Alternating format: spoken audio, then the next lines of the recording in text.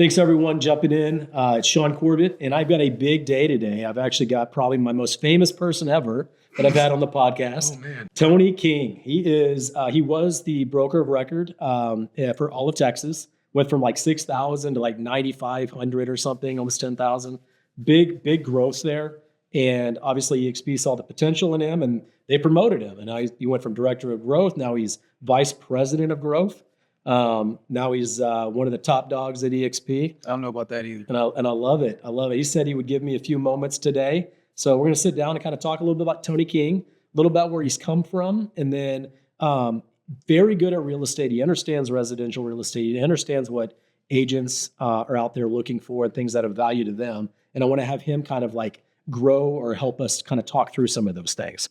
Yeah. So Tony, welcome on, man. Shaune, brother, thank you for having me. It's an honor. It's a pleasure to be in this fancy studio you got here, man. I didn't know this was here. You're super fancy. I mean, I really enjoy it. It's Cherry Creek Mortgage. I'll give them a shout out. They're the ones that offer the facility and allow us to kind of come in here and do these type of things. So very excited to be able to use it again. So Tony, you've been in real estate how long? How many years? Goodness. So my background goes I nearly 20 years, like 18, 19, something like that. Okay. So been doing it a long time, sort of started out as an investor. Before that I was in the Marine Corps, and I had the unfortunate occurrence of getting hit by a roadside bomb over in Iraq, Fallujah. I would not recommend it. Right. It's funny how you look at life, right? Is that a good thing or a bad thing for you looking back now? I wouldn't recommend other people getting blown up. Right, that's what I'm saying. But all of a sudden, worked out well for me. What's God done for you, right? He's obviously created an opportunity for you. Exactly. So it's grounded you. That's it. And then from there, you got hit, and then you went into. So why did you get into real estate? Yeah. So while I was in recovery from that process, I read a little book called Rich Dad Poor Dad by Robert Kiyosaki. Yep. I know you're familiar with it. And I was like, yeah, no, this is it. So that was sort of one of those catalyst points. And I said, hey, when I get back from my deployment, which I did, and I spent my deployment money on my first investment property, and I began to sort of just go from there, right? So I would purchase homes and flip them, or for sale by owners and all that kind of stuff, and that was sort of kind of how I started, and subject tos and lease options and wholesales and that stuff. And as I began to pick up some traction with that, my friends and family would sort of lean on me and say, hey, Tony, help us negotiate this deal. How much you think this house is worth, right? That kind of stuff. And I was like, man, if I had a real estate license, I could help out my friends and family and maybe pick up a paycheck on the side, right? Sure. For helping them, give them some advice. Plus, I could save money on commissions, because who wants to pay agent commissions, right? When if you're the owner, I was like, yeah, exactly. So I was like, man, I'm gonna get my license, and that's sort of how I started. What area? Was it here in Dallas? No. So that was up in Ohio, Northern Ohio, Michigan, Southern Michigan area, is where I sort of started my investment career.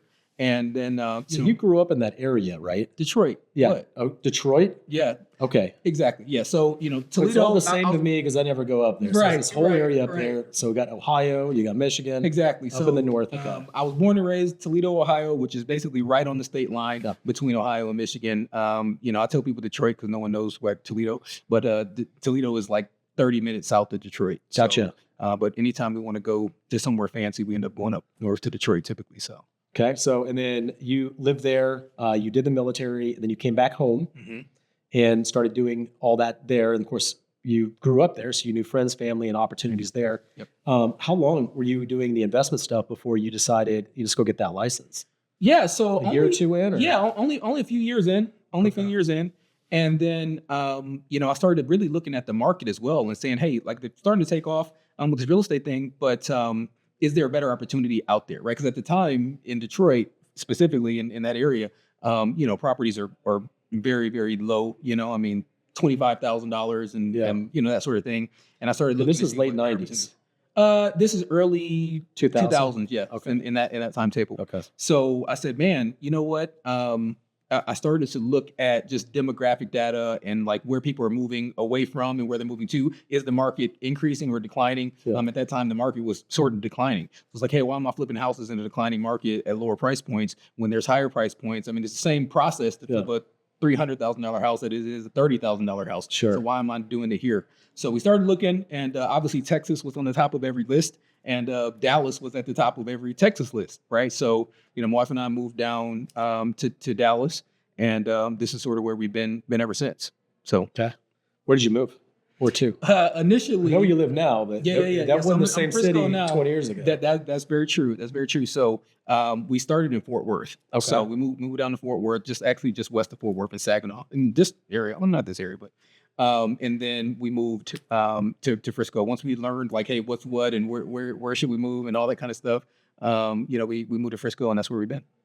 Like last 10 years? Yeah. About 10 years? About 10, yeah, something like that. Okay, so you've been in Frisco, and you were a real estate agent up there. You came here, got your license here in Texas.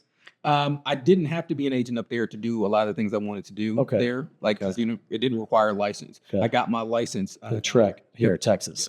Yep. Okay. I like how you talk about the turnover because, if you're in a declining market, turnover is going to be a challenge. Right. But I've been blessed. I've been here in Dallas-Fort Worth since 85, 86. So it's mostly what I know. Yeah. I've lived in Flower Mound, Highland Village, Plano, and I lived actually on Preston before Frisco remotely existed. This is like 99, 2000, and it was 289, which is Preston, was a 2-lane road going up into Frisco, and they were just putting in subdivisions. There was like nothing else. Totally and different. We all have this experience, right? Wow, where I grew up, it's exploding, and unbelievable explosion in Frisco. It doesn't even look the same, right? It was raw land, and now you got skyscrapers, horses, and where FC Dallas is, right. Where Cowboys moved their entire operation there. They got the Star, PGA. Yeah, PGA's moving their operation there. I think Disney World's trying to put some of their Universal Studios. So anyway, it's a wild popping place. It was not like that when I was out there. For sure. All right, so you got your license here. So I know at some point you got to make a decision. Do you want to get in a transition where you're teaching other agents and grow into a brokerage, or do you want to just maximize the amount of houses you can sell? So at some point you made a change. Yeah. Because it's a difference. Sure. You can kind of stabilize, almost go from pure commission to now you make a piece of other people and help them grow. Right. So how did you get into that transition? Yeah. So it's an interesting story, I guess, with that. So, when I first got here and I got, my license, and I quickly became the #1 agent at that small sort of boutique brokers. When I first got down here, I sort of flipped 2 houses, I think, and, made some decent money on those flips. And then my wife actually reached out and said, hey, babe, you love marketing, you love advertising this stuff. Why not? And now you have a real estate license. So why don't you send out a marketing letter or something? I was like, why don't I do that? Right. So what's it going to hurt? That means they want to talk to you. That's it. So I put a little postcard, marketing piece together. I picked a little community to farm. And this is the Saginaw? This was in Frisco. We'd already moved to Frisco. You already moved to Frisco. Okay. Yeah. So I picked a little neighborhood in Frisco that I wanted to farm. Yeah. And I printed out 50 of these letters that I sent them out, and I got my first call on that. Actually, I got 3 calls from that, just 50 letters I sent out. I got 3 calls, and I took my first listing on that, and it was a $750,000 listing, and I got both sides of it, right? So 6%. You brought the buyer. Very cool. Yep, 6% on that, and I was like, yes, please. I'll do more of this. So, you mean to tell me it's gonna take me like 3 flips and stress? And That's it. It's like you mean to tell me I don't have to put hundreds of thousands of dollars at risk? First of all, I don't have to worry about hard money lenders breaking my kneecaps, right? If I'm late for my interest payments, stuff like that. Contractors, I don't have to worry about this stuff. I just sell this guy's house or someone else's house, and I can make 6% on that. Are you kidding me? So I was all in at that point. And I was like, yeah, let's take some of this flip money or some of these profits from some other investments. Exactly. And let's go all in on some of this marketing. Quickly became the #1 agent at that small boutique brokerage I was at. Yeah. It was kind of one of those flat fee models. No help, no nothing. But then I was like, yeah, man, if I'm going to do this, I'm going to go all in. So I needed to be with a big brand, or at least that's what I thought. It's like I didn't plug into a mothership. So I went over to Remax, jumped on the big balloon for a little while. Was #1 at that Frisco office that I was at. And but I sort of hit the ceiling, right? Because at that point I got to the point I was doing 50, 60 deals myself. Nice. Right. So no, it's not nice. That's a lot of work. Yeah, exactly. That was the thing. I'll say this, Tony. It depends on how you build a scalable business. That's my point. Most people don't. That's my point. They do the work and they run around like crazy to manage this. Yep. I totally get that. And you we're get the gonna come ups back and to the another downs. point. Well, and that's the thing. And you get the ups and the downs, right? Yeah. Because, you know, when you're running around like crazy, closing 10 deals in a month, you don't have time to really work on the marketing piece That's or right. the responding and the follow-ups and all that stuff. So then it's feast and famine. And they didn't really, you know, again, loved the time I was at Remax, but I didn't tap into any of those resources that they may or may not have available. I wouldn't know, right? Because I wasn't plugged into them. So very little in the way of help or mentorship or guidance on like, hey, how do you do a team, or like, what should I do? So I knew I was done at that point. I was like, I need to get some help. Am I going to start a brokerage? Am I going to start a team? Am I going to go to a different model, or like, what am I going to do? So I started doing some research because the money was good, but just the time. Let's hold for just Sure. a second. I love this because you got a lot of different nuggets in there that's really valuable. Yeah. That people, you go through the pain, right? You got to go through and experience that. And the high lows is very common for agents, right? I read a book, and one of the things it talked about was you can't build a business of customer service. You got to continue to market. Love it. Right? Because you're going to end up dying if you don't continue to keep your pipeline rolling and full. That's it. So when you're doing everything, and then by the time you get to the 10, oh my gosh, I got to go get 10 more real quick. And then your income's like this, like crazy. Exactly. The other really cool thing that you talked about, so you go from a small flat fee brokerage, and I know the allure of it. It sounds incredibly opportunistic where, well, I know enough about real estate, or maybe they've closed 4 or 5 deals. I don't really need support. I never called the broker anyway. Yep. And when you take away all the support and you're out on your own, they don't care if you're selling or not. There ain't nobody there calling you. There's no conversation. There's no accountability. It's just, hey, you know, either I'm paying monthly or I pay per transaction. And, you know, there isn't really any real other benefit doing that. The problem is 99% of people are not inherently like you, entrepreneur. I'm going to go invent something. I'm going to go create something. They kind of have to be told a little bit, right? This is the next step you need to do. That's the support thing that a lot of people are missing when they go to those flat fee agencies. And then the other side is, you mentioned going to the balloon. So I can't tell you, it's probably been about 10 years. I had people absolutely convinced that the balloon was selling houses for them. And I come back now looking hindsight, I look back and I realize I had this conversation often. I said, you know, none of those brands will ever sell houses for you. They're not giving you leads. And when the client finishes working that transaction with you, they're never going to call that broker again. Right. So they sold you this bill of goods that the broker's the one selling houses. They're not. You as the individual agent are the one selling houses. When you leave and go somewhere else, they're calling you wherever you win if you have a good relationship with them. That's it. So very it's important. Your business. It is your business. That's what made sense about EXP for me, is that the general public, I'm going to share some things you may not have kind of thought about this way. The general public doesn't know who EXP is. My friends, family, none of them. Should they? And that's kind of the plan. Yes. Right. So the By intention design is to make Tony King amazing. That's it. Your brand amazing. Like that's the whole purpose. And that's why I like it. And I don't pay for any advertisement I don't need. I don't pay for the brand. I don't pay for buildings. I don't pay for computers. I don't pay franchise. I don't pay anything I don't need.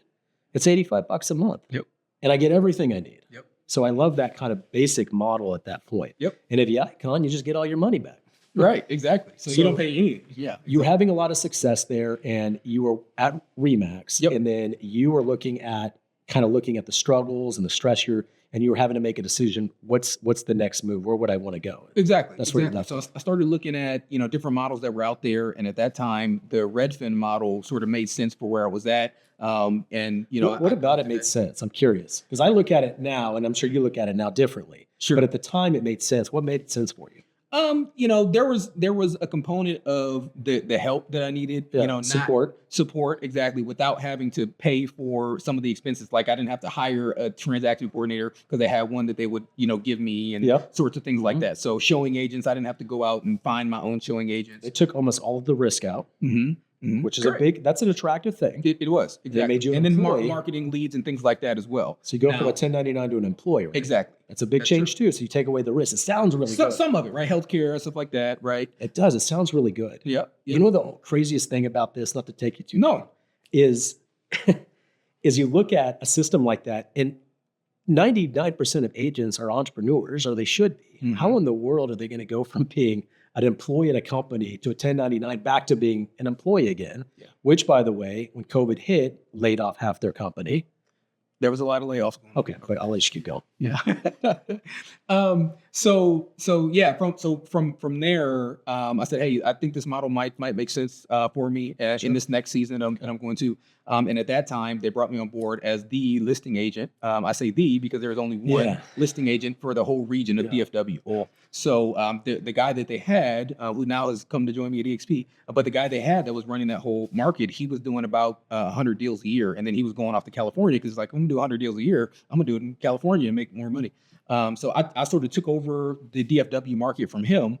Which the average Redfin agent sells a lot more real estate than the average agent in general. Agreed. Because of that system. Yes. So, and that was my goal coming in. I was like, man, if he did 100, I want to do more than 100 my first year. And that was my goal, right? And I hit that goal. So I got, I think, 112. I did about 112 transactions my first year, full year with Redfin. And, again, the money's great. However,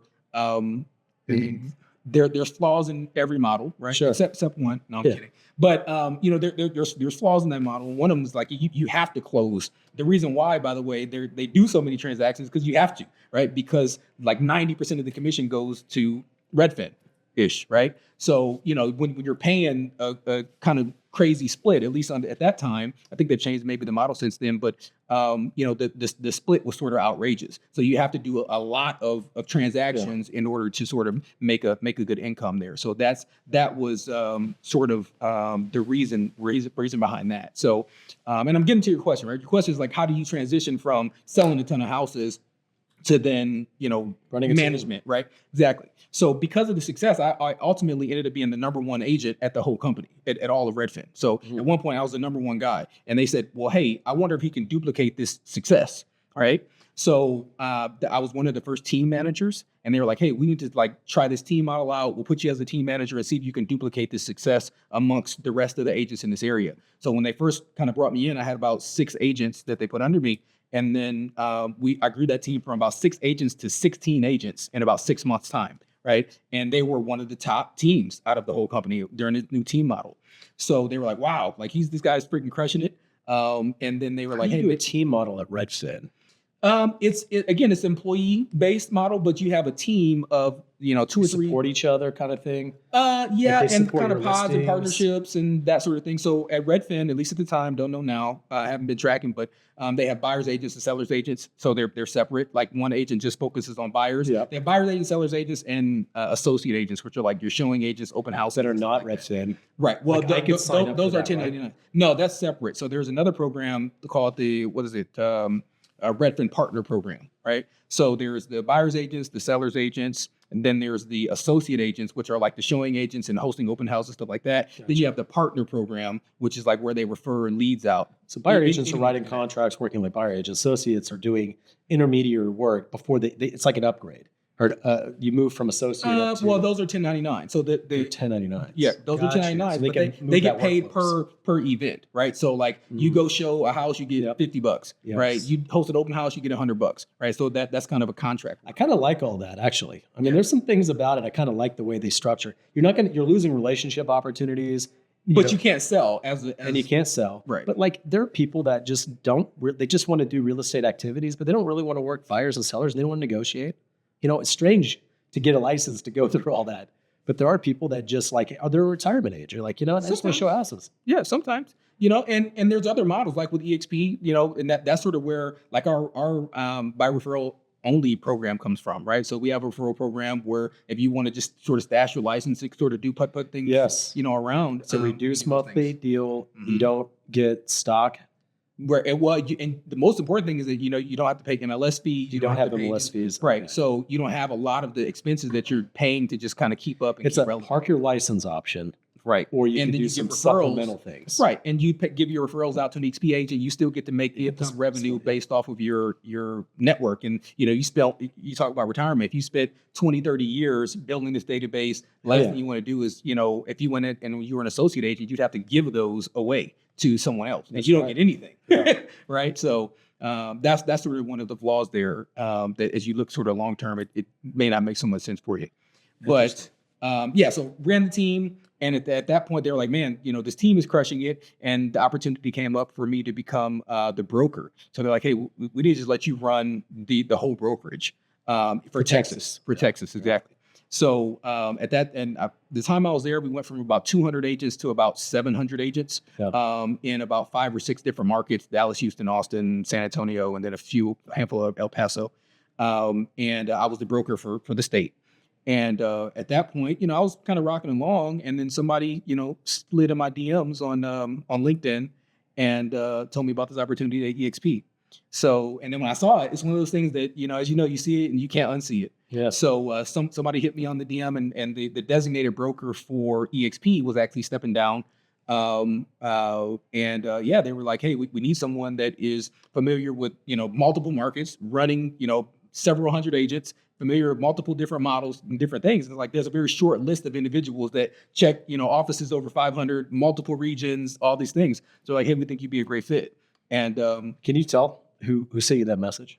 A recruiter. It was one of the corporate recruiters. Corporate recruiters. Yes. So on the inside of EXP, not an agent. Correct. Not an agent. Yeah. And I'll come. It's funny you say that, because I think about anyone could have invited you. Yep. Anyone. It's funny, and Gene Frederick tells the same story. If you haven't had him on the podcast, right? I've already mentioned I was the number one agent at my small boutique brokerage. Yeah. I was the number one agent at Remax, or at my Remax office. Number one agent in all of Redfin. Became the broker, and during the whole time period, no one had reached out and told me. Not one agent had told me about EXP. Not one. Yeah. And even while I'm in the process of reviewing models, like, oh, do I want to do KW? Do I want to do this? What do I want to do? Start a team at Remax? No one had reached out. I didn't know EXP was a thing, because it makes sense. Had I known then, my gosh, it'd be insane. But what's hard, Tony, is the most successful agents are the ones you don't want to reach out to. Right. That's how it is. Yep. But they're the ones that understand it the fastest. That's it. And that's what Gene said. Like with Gene, it clicks so fast. Like, that's why, not to say I was great or anything, but I had my own brokerage for 10 years, and I saw this. I'm like, wait a minute, get rid of all my liability, still run my same brand, my team, because EXP is not interested in growing EXP brand. Right. They want to grow my brand. That's it. Platform for you. And I can just continue to add agents that pay on levels, which my company, I couldn't pay on levels. Right.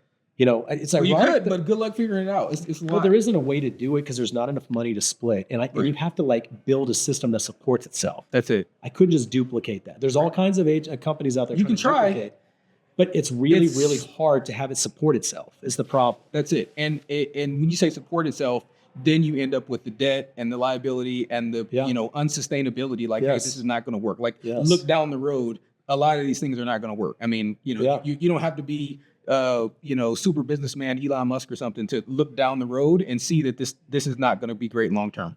It's incredible that we're completely cash healthy. We have no debts. Yep. And 50% of the cap that we pay to EXP goes to our upline. Run the whole company. It's unbelievable to think that, right? Like, when people don't want to pay their money to I have the opposite. I don't know what it is about, like, EXP's created this thing. I want to give everything, and I want to run every transaction through EXP, everything. Yep. Even though I get sometimes side deals that I don't necessarily need to or have to, I still pay my brokerage. That's it. Because I want it all to apply. I get stock, I get cap, I get my icon status, I get all my cap back. Yep. Give it to them.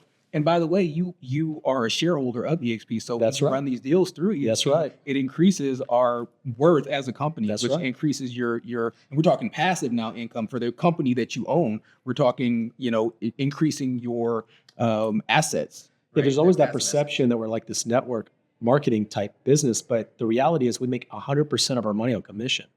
It has to be a real product and a real opportunity. None of us are getting paid just because we sign up. We have to sell houses. And not just sell houses. We sell more houses than anybody. I know that you've probably seen that or shared it, but we're number one on Real Trends for every category that matters. Yeah, this year was the first year I think we hit all of them. Yep. Well, all the ones that matter, right? Not to call any local places, but if you ever talk to someone at a KW, they're married to their building and their facility, and they think that their top agent is the number one in the world. They have this perception, or they think their office is the number one office. They know how to continue to promote. And so I was talking to one the other day, and I said, so who's your top agent? And they gave me the name. I said, I know them. And I said, they know me too. And I said, what do you think they did last year in sales? And they said, oh yeah, something like 25, 30 million. I said, I'm just a little guy working out of Grapevine. I did 38 million. Right. I said, they tell you things that are not true, and I'm telling you, you need to see the real. Look at the numbers. Numbers don't lie. The numbers don't lie. and we have more agents, and I know every year it's going to get more and more like these. They do these events where they celebrate agents, and they all get up there and they get awards and stuff like that. It's going to eventually get taken over. Half of it's going to be EXP. Yeah, just because the top agents are going there. And beyond that, I mean, and you sort of missed the segment at our last regional rally, but we're number one at the national level. We're number one across the board, and I think our marketing team is doing a good job of sort of promoting that. Right here in Texas, though, right, we're the number one brokerage across every metric that matters. Additionally, right here in the DFW area, and I would encourage anyone, like, hey, my conversation is easy, especially here in the DFW market, in Houston, and a few other spaces. It's like, hey, ask your broker to pull the market share report.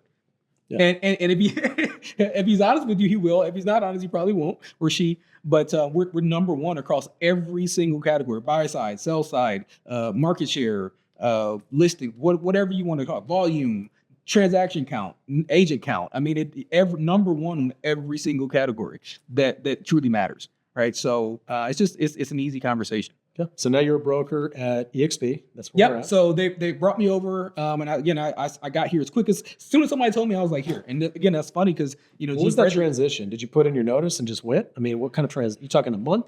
That's a big change. Yeah, something like that. I mean, it was like I said. I'm a decision maker, and like non-competes and all kinds of other things kind of play in this. I'm sure you go from broker of one operation, a big company, to a broker of another operation of a big company.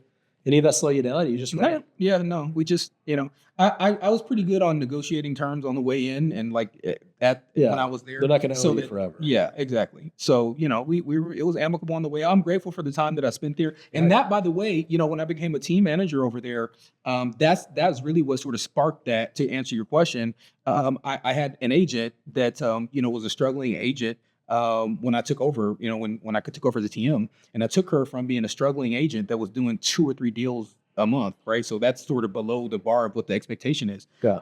And I took her from there to being the number one agent at that brokerage under my leadership, right? And when she got to stand up on stage and said, "I'm here because of Tony King and because he helped me," like that was the second sort of shift moment, right? Where I was like, I'm done selling houses. Like that, this is what I want to dedicate the rest of my life and my career to. That's what gives you energy. That's what gets me up in the morning. Exactly. Because I reached the point, honestly, when I took over the team manager role, where I felt like the guy on those old donut commercials. I don't know if you remember the Dunkin' Donuts commercials back in the day, where he's like, "Time to make the donuts," and it's like that. That's what it felt like, because it's like, all right, someone would call me for a listing, and I'd be like, "Oh, another listing," right? And it's like, because what you do 100, 200 listings in a year, and it's like, oh, another one.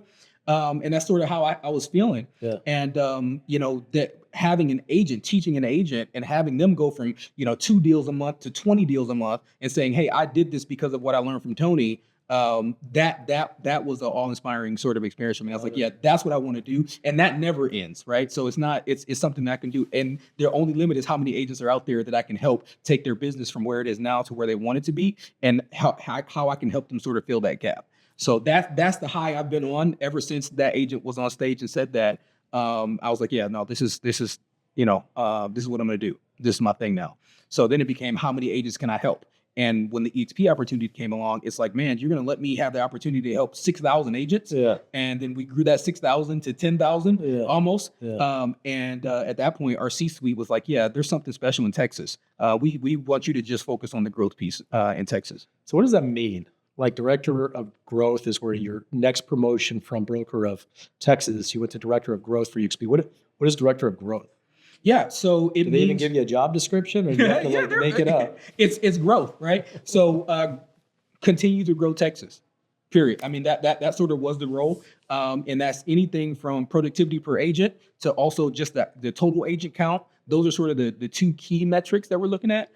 Is total agent count and then productivity per agent. And then, the volume and all that kind of stuff comes with it, transaction count. Why do that? Why not just keep you as the broker and continue to grow as it is? I believe that a lot of the duties and success things you needed to cut? Well, I would say that, for whatever reason, I'm not taking this, but, they looked at it as, hey, there must be something. And my name got passed around as one of the reasons why the growth had been so explosive in Texas. Yeah. So they said, hey, if we remove these other things, if we remove the lawsuits and the Trek complaints and the, angry clients and the managerial duties and having to manage, personnel issues and hirings and firings and all this kind of stuff, and said, hey, you just do the growth piece. Would you excel there? And I was like, heck yeah. Like, you mean if I didn't have to do all this other stuff and I could just, because growth is already a part of that job, right? So being that growth person is already a part of being a broker, of course. So when they removed all of the sort of ancillary tasks and said, hey, just do the growth piece, I was like, heck yeah. Like, let's kind of feel like different people, don't they? Like someone that's promoting and marketing and growing the business versus someone that's doing the actual broker duties of.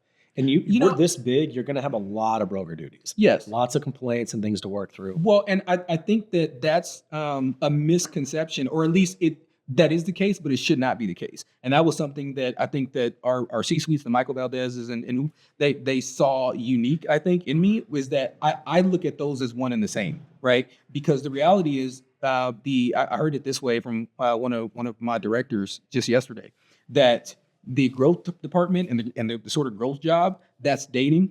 And then the operations department is the marriage, right? So you can't have one without the other. These things are inextricably linked. You have to have the dating phase where we're like whining and dining and telling you how awesome the EXP is and showing you and dating you, courting you. And then when you get here though, now we're married, right? So now as the broker, I'm the first delivery of that promise. If I'm the broker, I'm the first, all that stuff that they promised you, that's me. Hello, here I am, right? So that's how I looked at it as the broker, is I am the delivery of the promise that the growth team or that your sponsor or that whomever introduced you to the model, whatever you thought you were getting, it's me as the broker. And that's how I ran the broker team. And that's why they saw the success. I mean, even across EXP, while I was the broker, we won broker team of the year twice in one 12-month period. No, broker team of the month twice in one 12-month period, and then went on to win broker team of the year as well. So, that had never happened in all of EXP. So again, it's the mindset that I had, that our broker team had,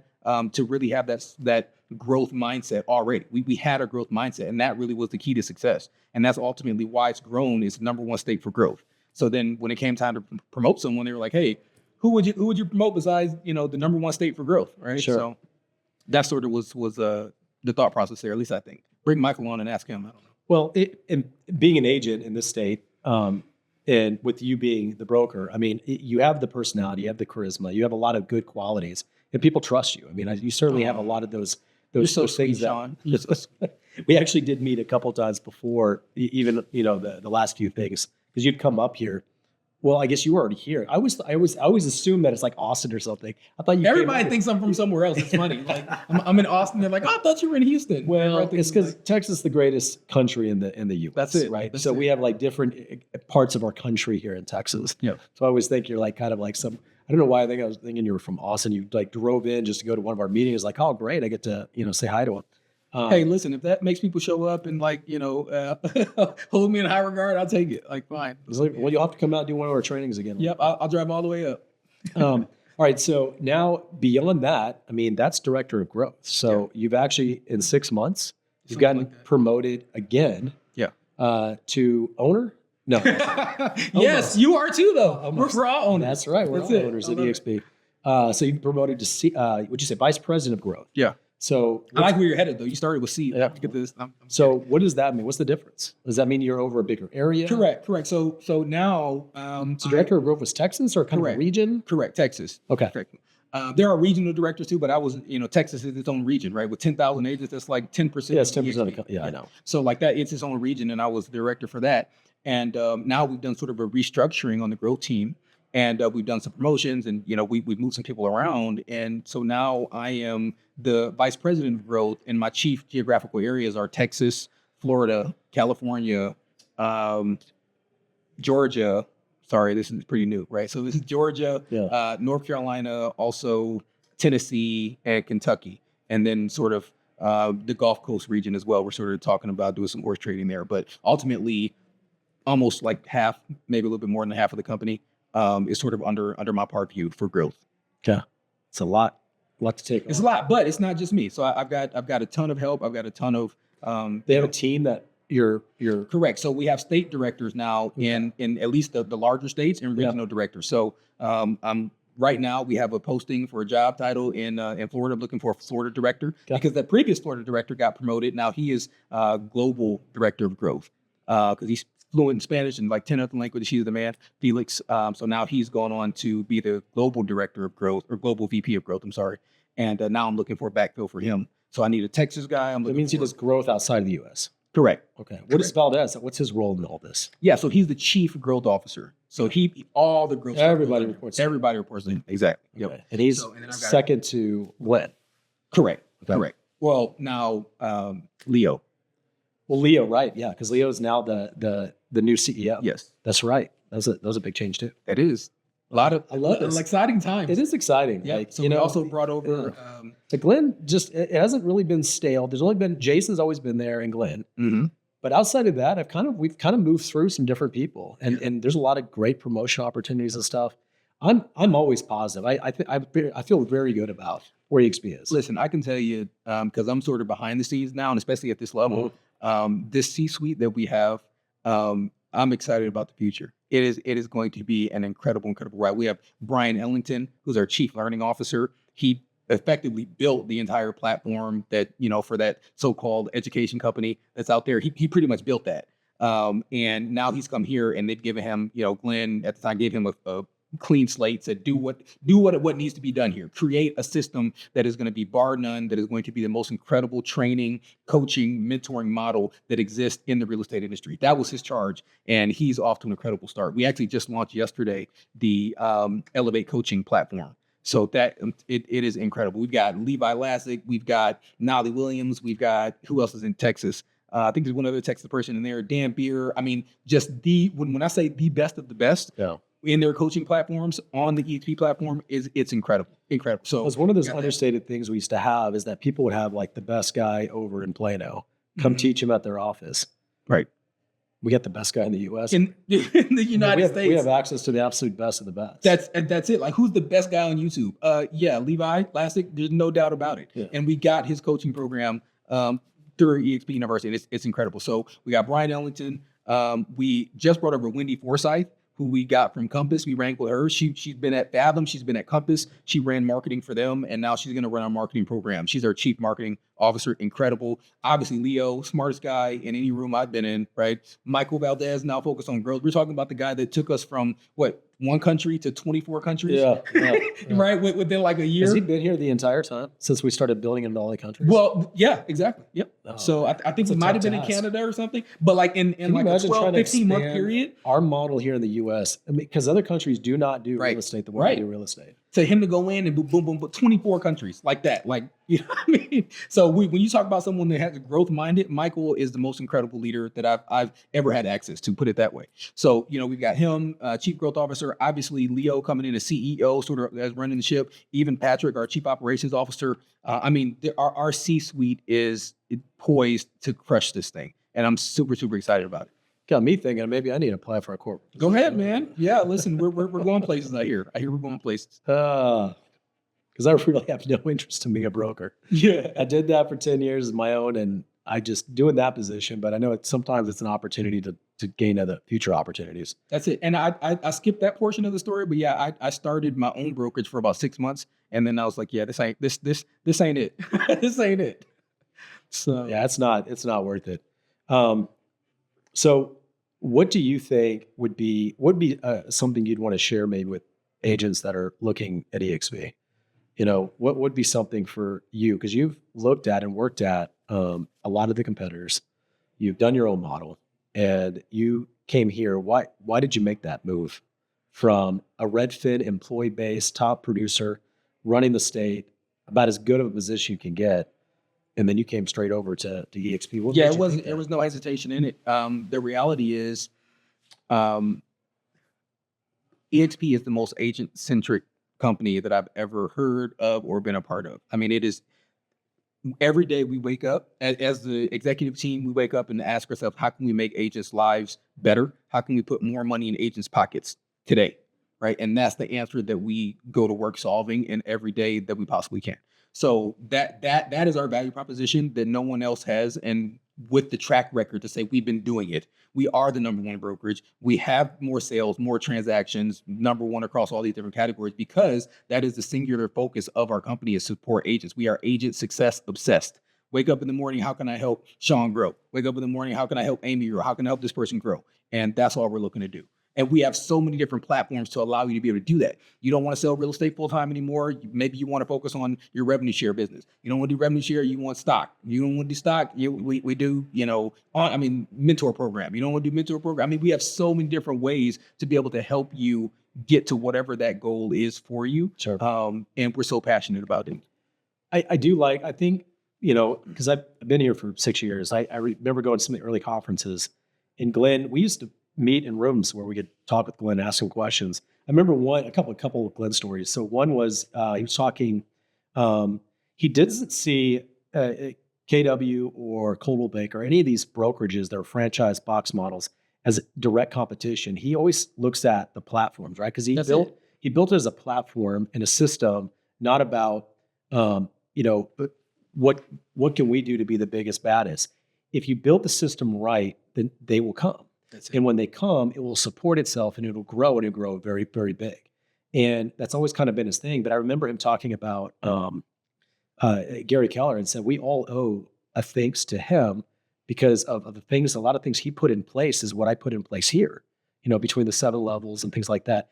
For the one that is the founder and CEO at the time to say that about probably the other guy thinks he's the biggest competition, but Glenn doesn't see Keller directly as competition. I don't see any. He sees Zillow.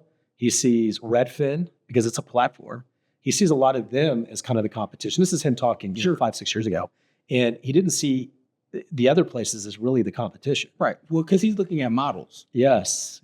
So, hey, this is a competing model. But I don't, not to disagree with the almighty Glenn, but I don't see any of those people as competition. Like on the fighting level, like you looking at this 6 years later, we're whipping them. We're not. But that's the way he kind of, I think, thought about it for a long period of time. Right, and I think that in him looking at it like that, it's proven itself. But it's humility. It is because he's thinking, hey, how can I make this a better model? How can I make this a better model? Yeah. And that's what we went to work doing. Like with, some of the most recent changes that we've had. It's like always, how can we make the model better? How can we make it better for agents, not for the company? How do we make it better for agents? And then in so doing, that brings the people that ultimately grows the brokerage and we continue to be dominant in every category.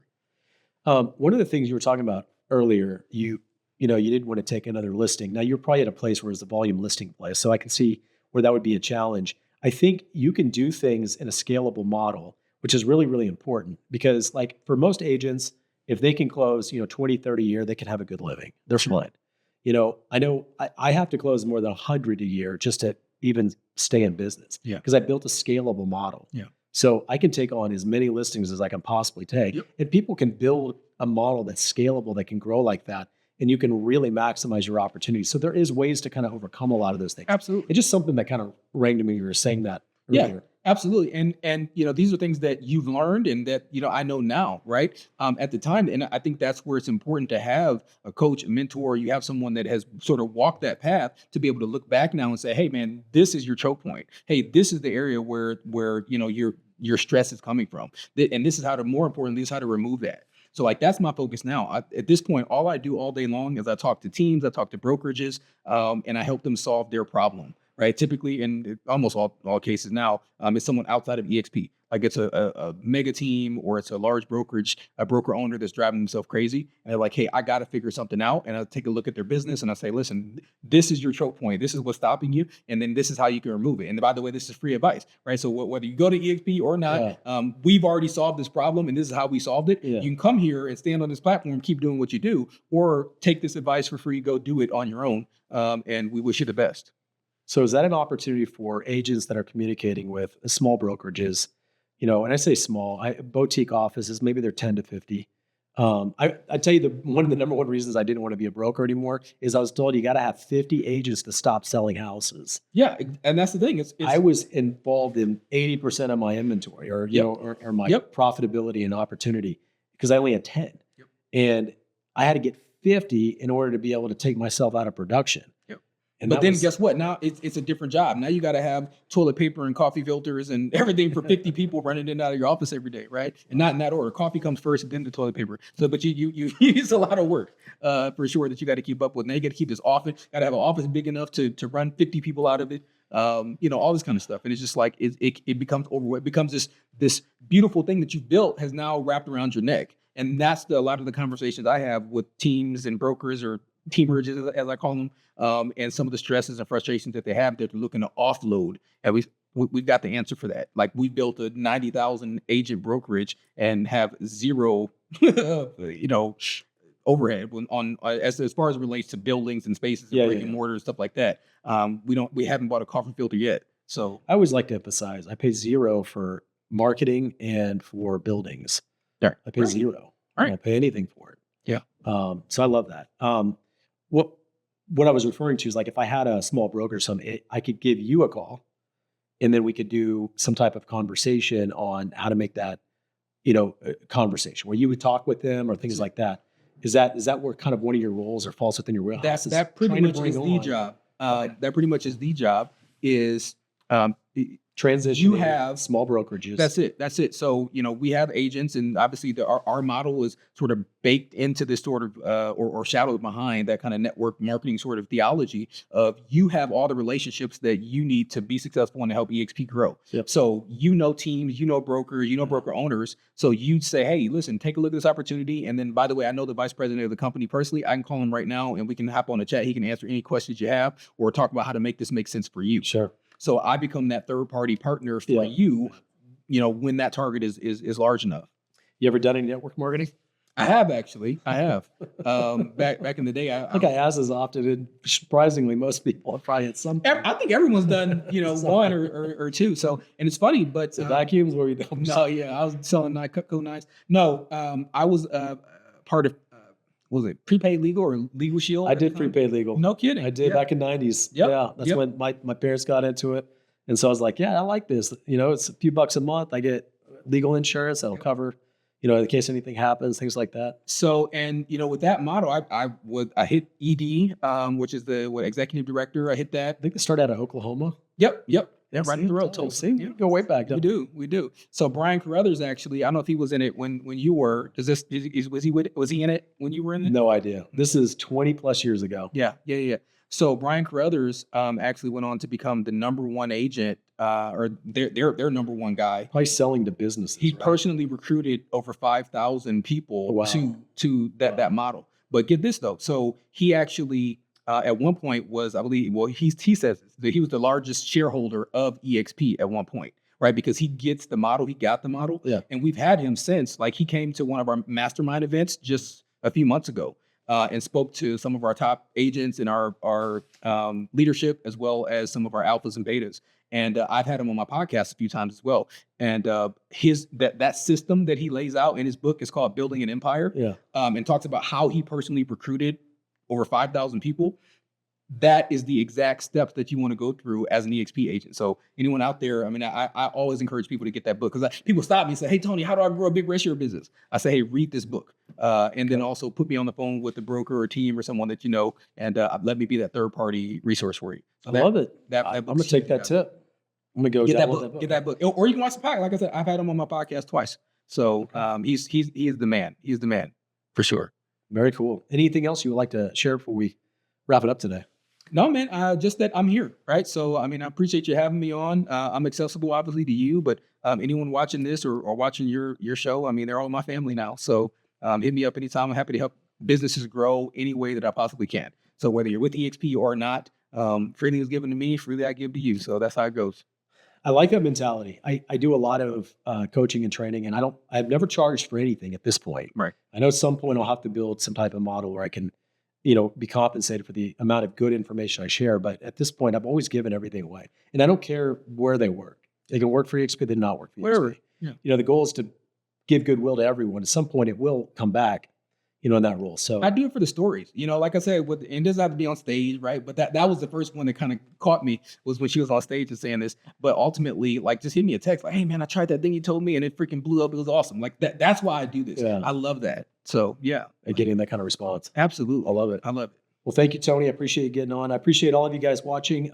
Very good conversation with Tony. You need access to Tony, give me a call. I charge $10 a call. But if you have anything in regards to director of growth, or I guess not director anymore, vice president, I want to demote you. It's all good, man. It's all good. Absolutely reach out and we'll have a conversation. If there's anything we can do to help coach or train, feel free to reach out. I appreciate you, and subscribe to my YouTube channel. Is there any specific way you like people to reach out to you, or just email? LinkedIn's probably the best. Tony D. King. I'm sorry, the Tony D. King. The Tony D. King. Had to put the because somebody was pretending to be me, which is a weird thing, you know? That's a good thing. It means that you're so famous. I don't know. You have an alias. I don't have an alias. The Tony D. King on everything, right? I'm on LinkedIn and TikTok and Twitter and for some reason, so my daughter's an EXP agent as well. Very cool. And she has me on Discord, whatever the heck that is. But it's the Tony D. King at all those places. So hit me up. I'll look for the information. I love it. Our person recording thinks that's hilarious. She got Discord. She knows that Discord. Okay, good. So she knows that. She's all right, I appreciate it. You guys know where I'm at. Please subscribe to my YouTube channel, Shaune Corbett. Thanks. Till next time.